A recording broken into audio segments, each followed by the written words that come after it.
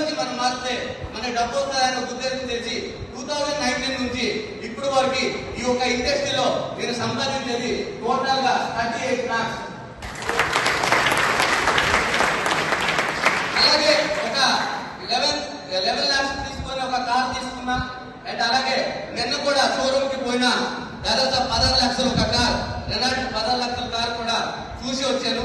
Maybe 2025 నా birthday ఉంది January 26, అప్పుడు లాంచ్ చేద్దామని నా టీమ్ లో దాదాపు ఆ టైం కల్లా 7th class ఒకటేసారి 7 కార్లు లాంచ్ చేయాలని నేను ఒక డ్రీమ్ అలా డిసైడ్ చేశాను. 100% అవుతుంది.